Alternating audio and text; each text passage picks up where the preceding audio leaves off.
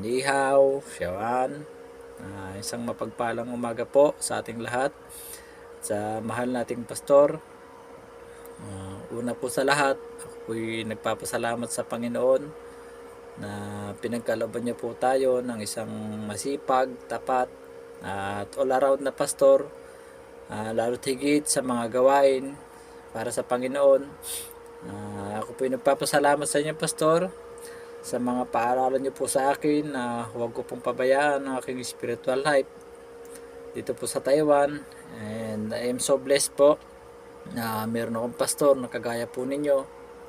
At patuloy ko pong dalangin na gabayan kayo ng Panginoon. Siya po yung palaging gumabay sa inyo. Saman po kayo dalhin ng Panginoon upang ibahagi ang kanyang salita. At maraming salamat po. At sobrang blessed po kami mag-asawa sa inyo at kayo po ang naging pastor po namin. At sobrang thankful po kami lahat. Hindi lang po ako, maging sa mga kapatid na dyan po sa church. At sobrang maraming salamat po. At yun lamang po ang aking pasasalamat sa ating mahal na pastor.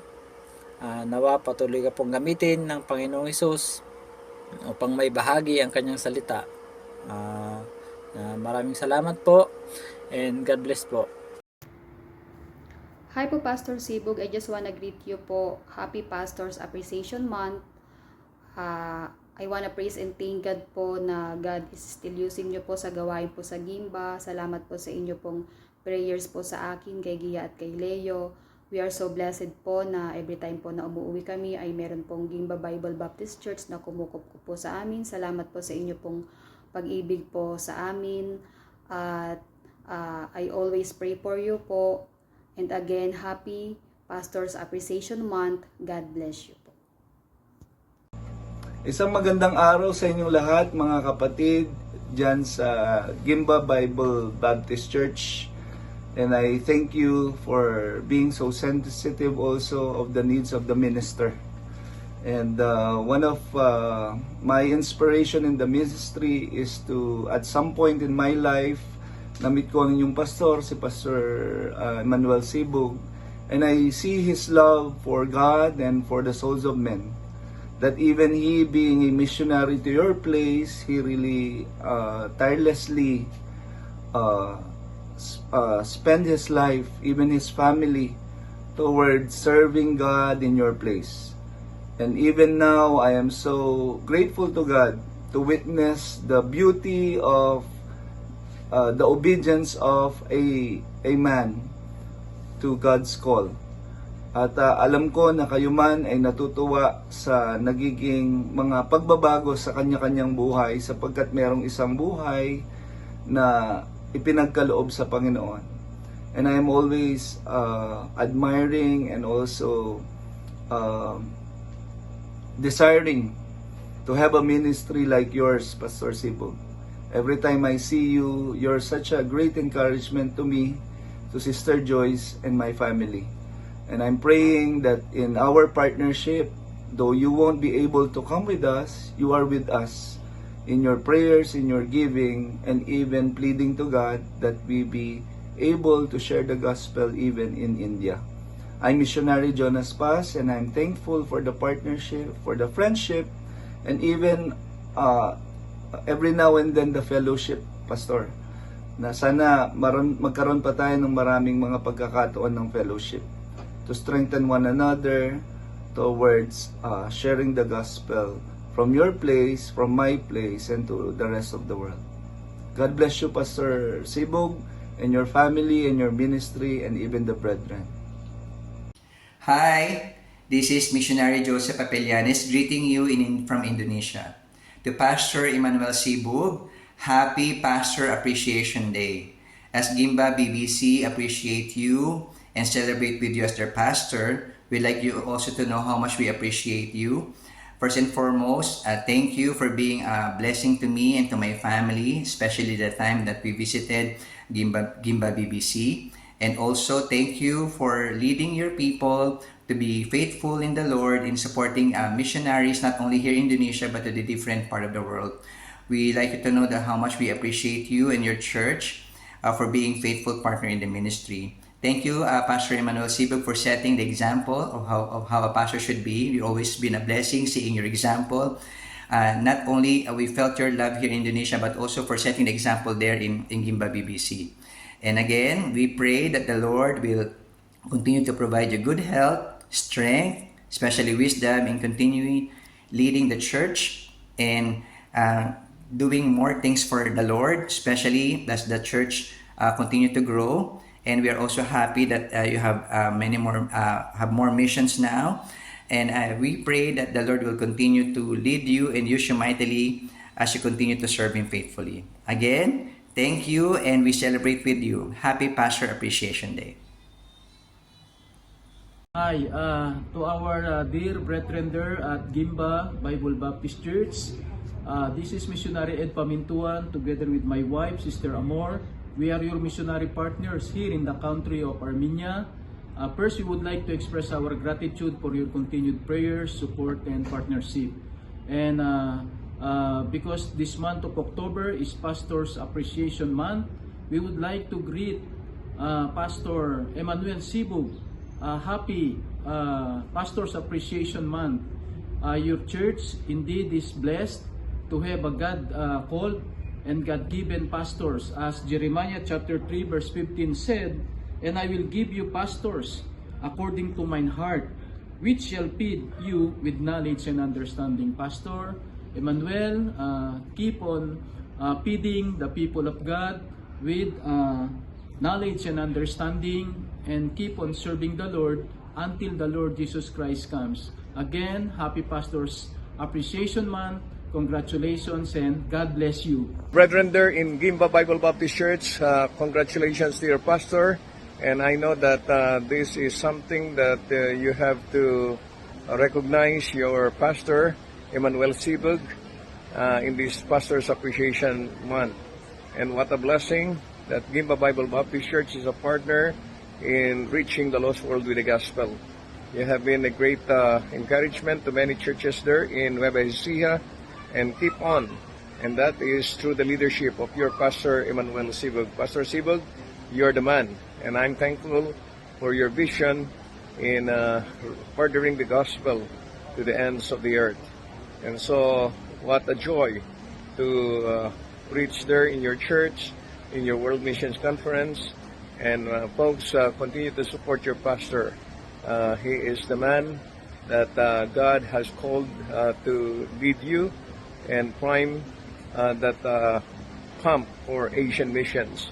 What a blessing. So, in behalf of Bethany Baptist Church, congratulations. And thank you, Pastor Emmanuel Sibug, for the partnership. God bless. Hey, Brother Sibug, just want to say happy Pastor Appreciation Month. Thank you for your service. Thank you for the many years you served the Lord. Been a blessing to me and to Pastor and I. Pray that you will just continue to go on and be a blessing. It's so wonderful to see what God is doing in your life, in the ministry there, in your family. And I just pray that you will just continue to serve Him in all ways. Love you. Pray for you in all things. Happy appreciation to all pastors, lalo na kay Pastor Sibug at si Hayden na aking mahal na anak. Salamat sa pagtanggap mo na maging lingkod kay Lord. This is my verse to you, Mark 9:35. If any man desire to be the first, the same shall be the last of all, and servant of all. Mark 9:35. Hello, blessed Pastor's Day appreciation sa iyo, sa aking bunsong kapatid, si Pastor Hayden Delphine. Blessing ka sa ating family dahil tinanggap nyo ang hamon ng Panginoon sa buhay nyo na magpastor. At kasama po ng Buena Vista Bible Baptist Church, pinagpe-pray po kayo kung ano po ang kalooban ni Lord sa inyo at ng buong family nyo. Kung kayo man po ang itatalaga ng Diyos na magpapastor po dito sa church na ito. At ito yung message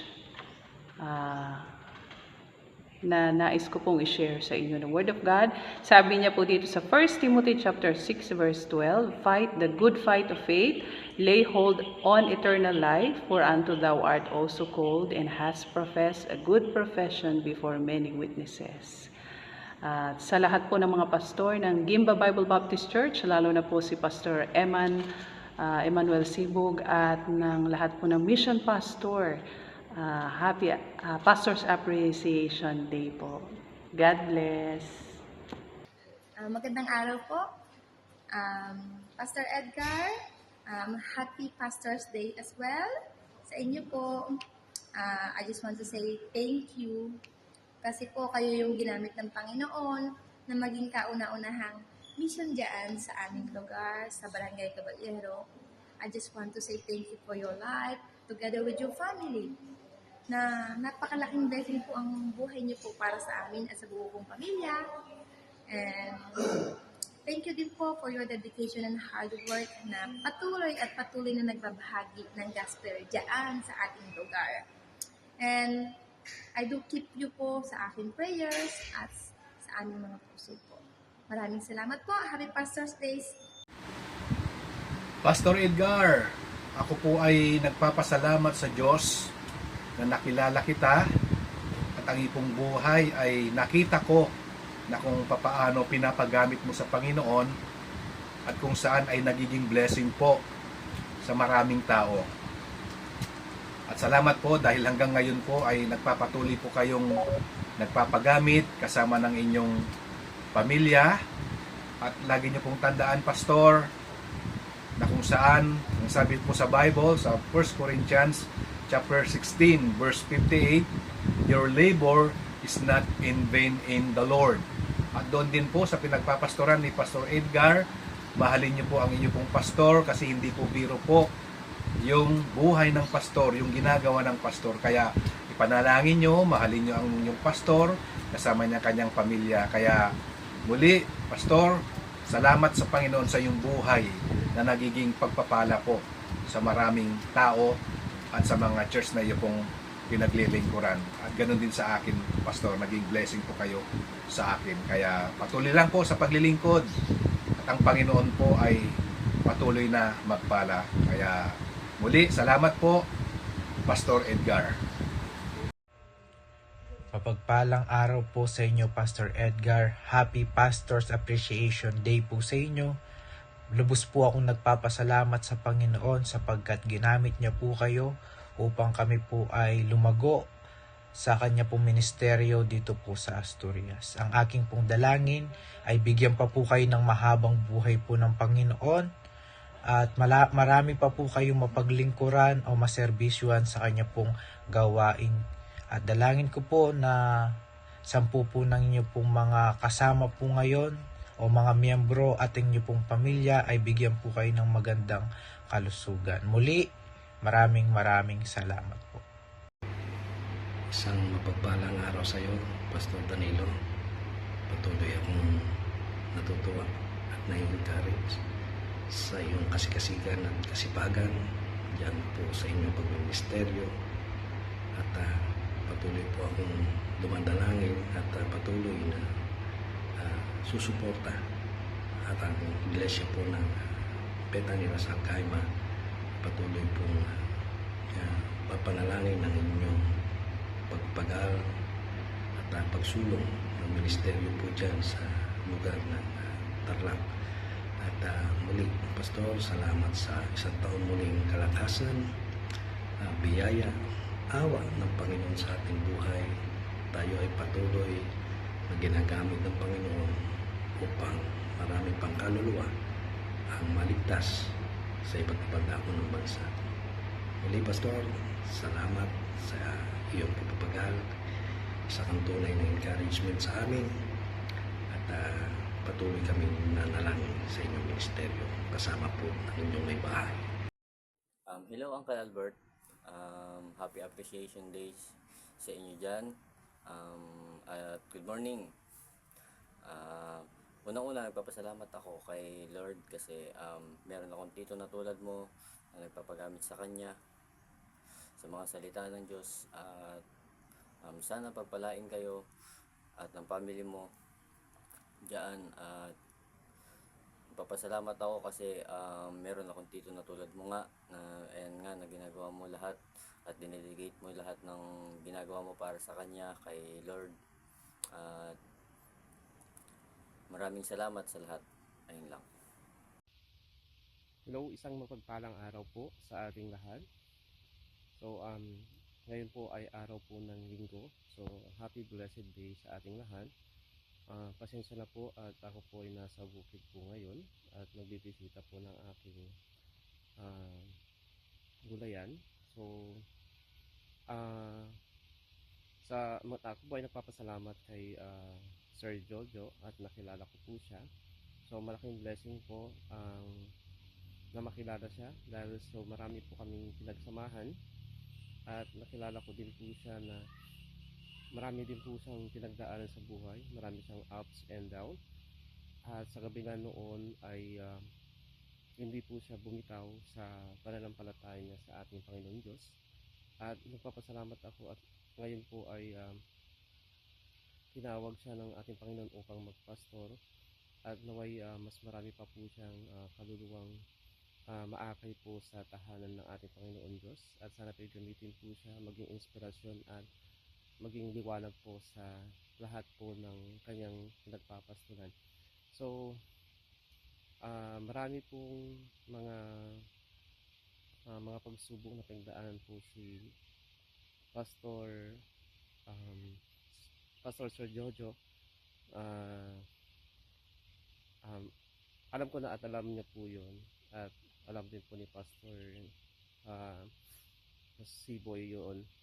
So, hindi ko na po sasabihin yun. Alam ko at siguro ay nasi-share naman po siguro niya sa inyo po ang mga bagay na yun.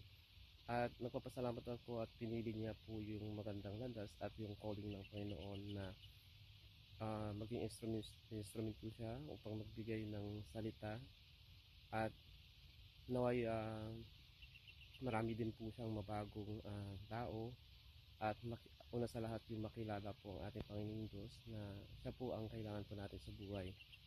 At sana po ay naging inspirasyon po siya sa mga taong nawawala ng landas. Ayan. So, ganoon din po dati si Sir Jojo. Minsan ay muntikan na po siyang nawala sa landas. Pero buti na lang po ay mas pinili niya po yung landas na magbibigay ng buhay na kasaganahan. So, alam ko po na nahirap din po maging pastor pero sa buhay natin may kanya-kanya tayong tawag. So, siguro po siya po ay tinawag ng ating Panginoon Diyos upang umag-akay po ng mga kaluluwa at magbahagi po ng salita ng ating Panginoon Diyos. So, yun po ang nakikita ko pong calling niya. So, kami po ay nagsama sa matagal na panahon sa isang company at sobra doon talagang may mga hindi rin po mga magandang mga gawain pero so far po dinala po siya ng Panginoon Diyos sa ganitong larangan, so ganitong pagpapasto. So sana po maging mas lumago po yung kanyang pinagpapastulan at sana po ay gabayan po lagi siya ng ating Panginoon Diyos kasama ng kanyang buong pamilya. So wala na po akong masabi at sana po ay mas magtuloy-tuloy po na palakasin siya ng Panginoon Diyos at bigyan siya po ng wisdom upang magpatuloy po siyang maging lingkod ng ating Panginoon. Yun lamang po at maraming salamat. Good morning everyone sa lahat na ngayon na nandyan sa Gimba. Ako po si Pastor Orlando Marcos ng First Baptist Church sa Corba, Pamplona, Cagayan. Magandang umaga rin sa inyo, Pastor Romy at Sister Marisa. Ako'y nagagalak, natutuwa dahil sa pagtugon ninyo doon sa panawagan ng Panginoon upang maglingkod sa Kanya. At ako, yung kasama nyo ako sa panalangin sa lahat ng mga gagawin ninyo. At sana magiging progresibo itong gawain na ibinibigay sa iyo ng Panginoon. Gusto ko lang magbigay ng tips para sa inyo, Pastor Romy. Dahil nga, ikaw ay pumasok dito sa gawain ng Panginoon. Gusto ko lang magbigay ng tips sa iyo kung paano maglingkod ng Panginoon.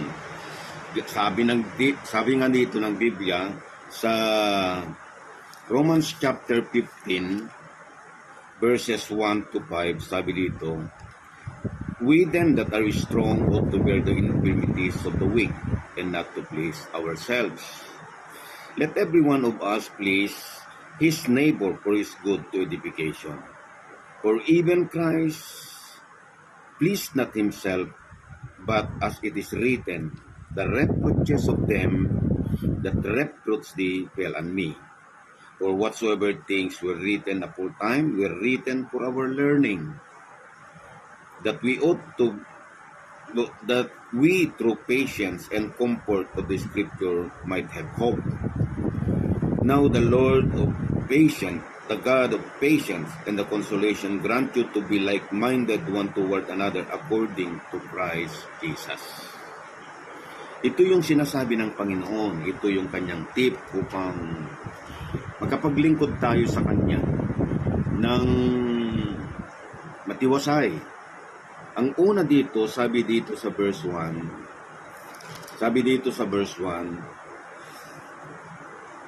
"We then that are strong," we need to be strong in the work of the Lord.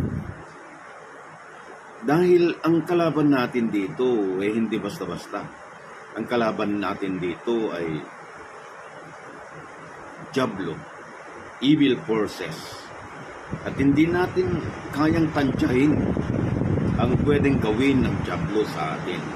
At pwedeng gawin ng diablo doon sa mga pinaglilingkuran nating mga tao. That's why we need to be strong in the Lord.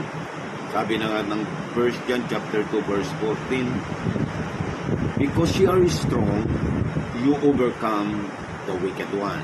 Pangalawa, dito sa verse 3, verse 2 and verse 3, "Let every one of us please his neighbor for his good to edification. Even Christ pleased not himself." So ang ibig sabihin, we need to be selfless. Hindi yung sariling agenda natin ang ipinupurso natin. Hindi yung flesh natin ang ipinupurso natin, kundi yung work of the Spirit. Yung Espiritu ng Panginoon, sabi nga ng Biblia, "He that soweth to the flesh shall reap corruption, and he that soweth to the Spirit shall reap everlasting life." So, in this life, we need to learn that we do not always live synchronically with all the events of life, but to live diachronically to all the seasons of life. Hindi natin ang buhay ay hindi lang sumusunod kung ano yung uso, kundi mabubuhay tayo doon sa kabila ng mga seasons of life. Kaya kahit ano pa ang klase ng panahon na darating sa atin, hindi yung sarili natin ang iniintindi natin, kundi yung paglilingkod natin sa Panginoon na siyang tumawag sa atin upang gamitin niya tayo sa kanyang kapurihan. Pangatlo, sabi dito sa verse 4, "For whatsoever things were written aforetime were written for our learning. So ang ibig sabihin, we need to be scriptural sa ating paglilingkod. Hindi pwedeng meron tayong gagawin na wala sa mga sinasabi ng Panginoon. We should be guided by the word of the Lord. At ito yung nagbibigay sa atin ng fixed standard to faith and practices. Ito yung mga tips na sinasabi ng Panginoon sa atin. Kaya Pastor Romy, Sister Marisa, at sa inyong mga anak, Chloe, hindi man natin maintindihan maigi ang mga sinasabi ng Panginoon. Pero gusto kong sabihin sa inyo na walang kamali ang Panginoon. Kung ano man ang klase ng buhay na susuungin ninyo, hindi yun kamali ng Panginoon. Gusto lang ng Panginoon na maranasan natin yon, pero we need to live diachronically to all those seasons of life. Balang araw, makikita nyo rin kung gaano ka-powerful ang Panginoon na magdadala sa atin doon sa isang napakagandang gawain na ang pinaka-peak nun ay mai-experience natin ng Panginoon. Sabi nga doon sa Ephesians chapter 3 verse 19, that ye might be filled with all the fullness of God. At wala nang makahihigit pa doon na experience ng isang tao, kundi yung ma-experience mo mismo ang Diyos na makapangyarihan. Kaya Pastor Romy, at yung mga kongregasyon, pamilya, binabati ko kayo sa araw na ito sa inyong paglilingkod sa Panginoon. God bless you. God bless you. A blessed day, Pastor Tigoto. I truly admire your unwavering passion for serving the church and your genuine care for every member. Your wisdom and kindness truly inspire us. Continue to be a blessing to everyone around you, and I pray for your continued strength and joy in your ministry, knowing that your dedication to serving the Lord touches countless lives. God bless you po always.